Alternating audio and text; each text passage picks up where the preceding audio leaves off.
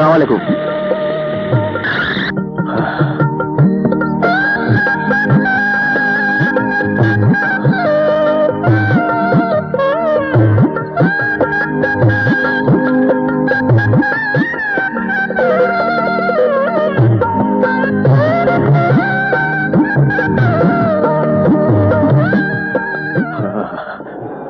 জানো তো তোমার শরীরটা ঘুরে যেতেছে।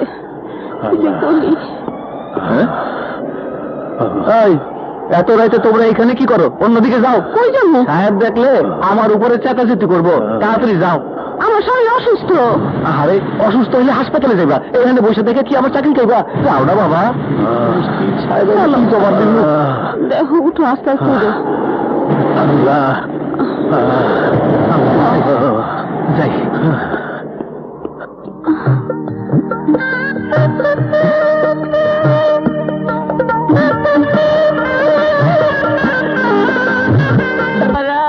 একটু সাহায্য করো বাবারা, এই মানুষটা 2 দিন ধরে কোনো খাওয়া নাই, দাওয়া নাই। একটু সাহায্য করো বাবারা, আমার বলার কোনো ঠিকানা খুঁজে পাইতেছি না, কোনো ঠিকানা খুঁজে পাইতেছি না বাবারা। পলাশ, তুমি আমার সঙ্গে চলো। আমি এয়ারপোর্টে যাবার আগে তোমাকে অফিসে নিয়ে গিয়ে সবকিছু বুঝিয়ে দিতে চাই। এত তাড়াতাড়ি এসবের কি প্রয়োজন? আপনি বিদেশ থেকে ফিরে আসুন, তারপর না হয়। না না, আমার ফিরতে 1 মাস লেগে যাবে। এতদিন বিজনেস তোমাকেই সামলাতে হবে, পারবে না? আপনার দোয়া থাকলে আমি ঠিকই পারবো। Thank you. জি, চলো চলো। মিলি, আসি মা। নিজের শরীরের দিকে খেয়াল রেখো বাবা। আচ্ছা, আমার লক্ষ্মী মামুনি।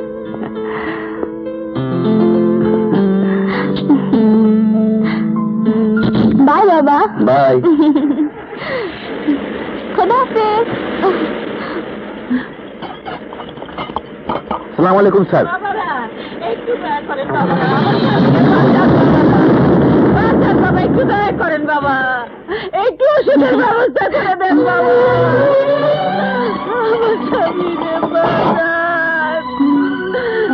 আমার স্বামীরে বাঁচান, আমার স্বামীরে আপনারা বাঁচান। গায়ে ভীষণ জ্বর।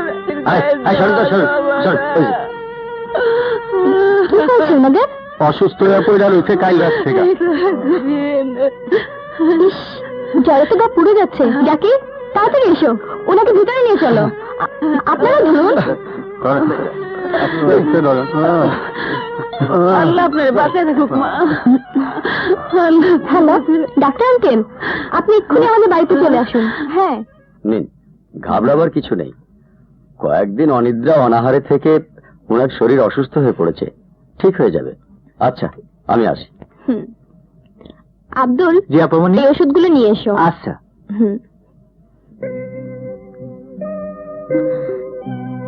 তোমার এই ঋণ যে আমি কেমনে শোধ করুম মা? কিছু বলেন, মানুষই তো মানুষের কাজে আসে, কিন্তু আমাদের অবস্থা হলো কি করে? আমরা গ্রাম থেকে ছেলের খোঁজে শহরে আইছি। শহরে আর কোনো আত্মীয় স্বজন নেই? না। তাহলে ছেলেকে যতদিন খুঁজে না পাবেন ততদিন আমার বাড়িতেই থাকুন। তোমার এখানে? হ্যাঁ, আমাদের এত বড় বাড়ি, আপনারা দুজন এখানে থাকলে কোনো অসুবিধাই হবে না। একটা কথা কই, মনে কিছু করো না মা। বলুন। ছেলে না পাওয়া পর্যন্ত যদি আমরা তোমার এখানে থাকি, তাইলে আমি তোমার সংসারে খুঁটিনাটি সব কাম করতে চাই। না না, কাজের মানুষ তো আছেই। আছে তো, কি হইছে? তোমার উপকারের বদলে যদি এইটুক করতে পারি, আমার মনটা শান্তি পাইব। বেশ তো, যদি আপনার ভালো লাগে তাহলে করবেন। আচ্ছা, আপনি ওনার পাশে বসুন, আমি উপরে আছি। প্রয়োজন হলে ডাকবেন।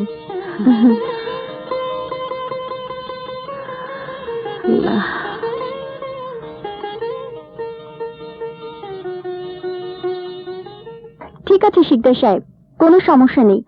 শিমুল সাহেব আপনার সাথে দেখা করবেন, আমি ওনাকে বলে দিচ্ছি। ওকে, বাই। ওনাদের কোনো খোঁজ পেলে? সমস্ত শহর তন্ন তন্ন করে খুঁজেছে, কিন্তু কোথাও পাইনি। তোমার ভাইয়ের বাসায় খোঁজ নিয়েছ? এমনও তো হতে পারে ওনারা সেখানেই আছেন। কোথায় যাচ্ছ? ভাইয়ার ওখানে।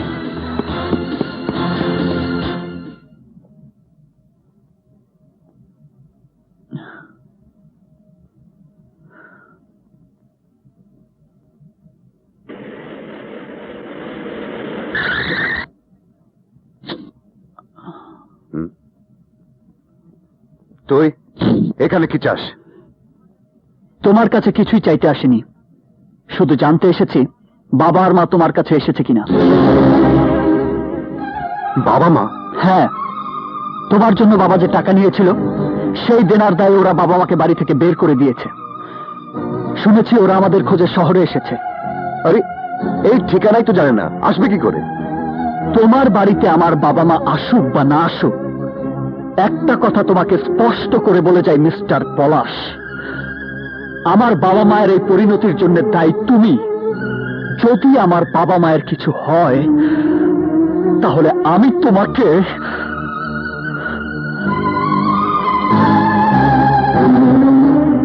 কি ব্যাপার মিলি, পলাশ আসছে না কেন? আসবে আসবে, এখনই চলে আসবে।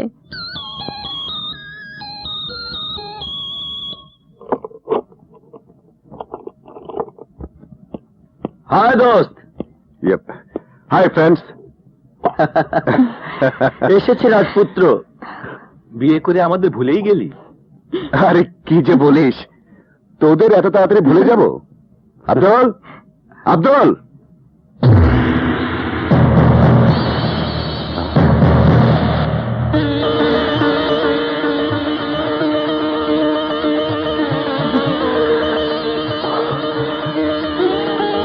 মানে ওই মহিলাকে ড্রয়িং রুমে কি করে ঢুকলো?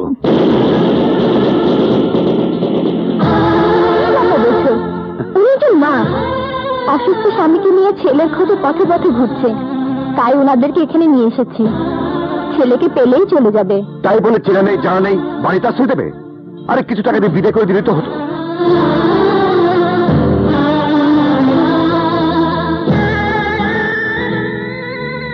ওনারা মানুষের করুণা চান না, সাহায্যের হাত চান।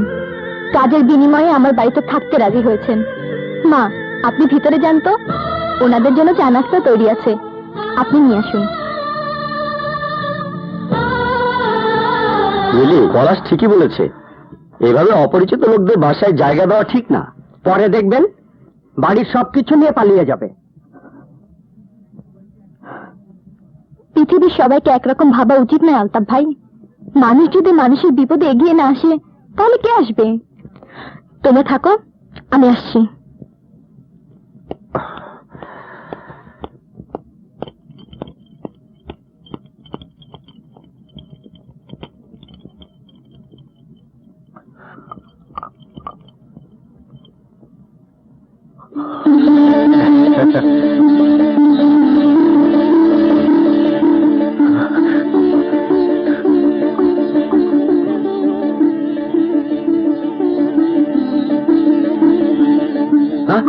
Oh shit!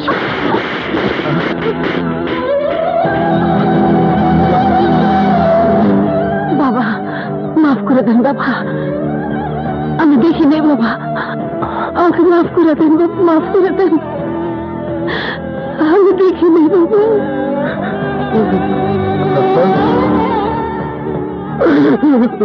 এইসব মহিলাদের বাসা থেকে ঘাড় ধরে বের করে দেওয়া উচিত। হ্যাঁ হ্যাঁ, বাড়ি থেকে বের করে দেওয়া উচিত, তবে ওনাকে নয়, তোমাদের মতো মানুষদের এই সমাজ সংসার থেকে বের করে দেওয়া উচিত। চুপ করো তুমি। তোমার ধোয়ার যার গায়ে হাত তুলেছে তার তোমার মতো একটি ছেলে আছে, আর সেই ছেলে যদি আর এই দৃশ্য সচক্ষে দেখতো তাহলে তোমাদের হাত ভেঙে ফেলতো। না গোমা না, আজকাল আর এমন ছেলে জন্ম নেয় না, জন্ম নেয় না গোমা। পলাশ, এই ধরনের বন্ধুদের সাথে তোমার কোনো সম্পর্ক থাকুক তা আমি চাই না।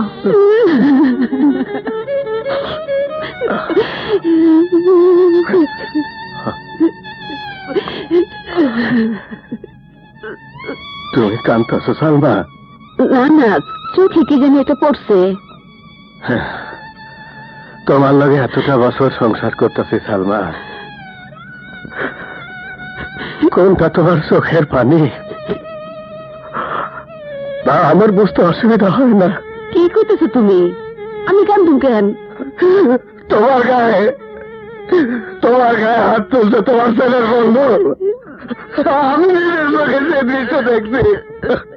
তোমার গায়ে হাত তোলার পরও তোমার ছেলে চুপচাপ দাঁড়ায় দেখলো, বিন্দু মাত্র প্রতিবাদ করলো না। প্রতিবাদ করলো তোমার ছেলের বউ। ছেলের বউ? আমারে পলাশের বন্ধু চর মারছে, তাতে আমার কোনো দুঃখ নাই, কিন্তু সন্তানেরা পলাশ আমারে চিন্তা অস্বীকার করছে। ওগো, এই কষ্ট আমি কি করে সহ্য করব? এই কষ্ট পাওনি আগে আমার মারা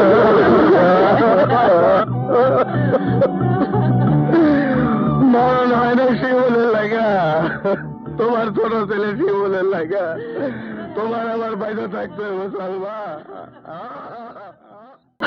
তোর বেঁচে থাকার কোনো অধিকার নেই, তোর বেঁচে থাকার কোনো অধিকার নেই। যা করার পরে করো, আগে তোমার বাবা মাকে খুঁজে বের করতে হবে, এবার হারিয়ে গেলে আর খুঁজে পাবে না। প্লিজ শিমুল, প্লিজ চলো, প্লিজ।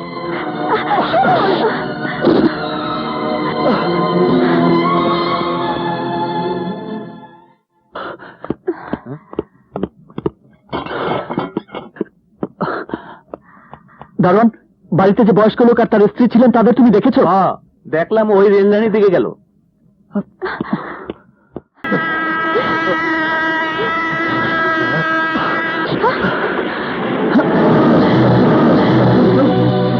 বাবা,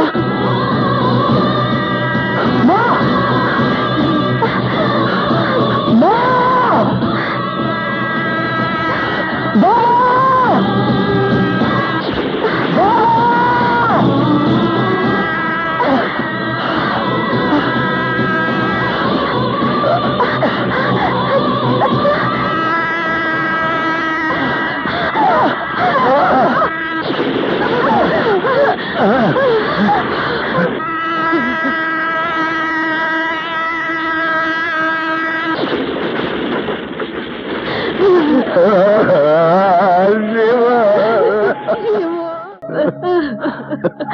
তোমরা গ্রাম থেকে চলে আসার পর আমি তোমাকে কত খুঁজছি, শহরের প্রত্যেকটা অলি গলি সমস্ত জায়গায় খুঁজছি, কিন্তু তোমাকে কোথাও পাই নাই।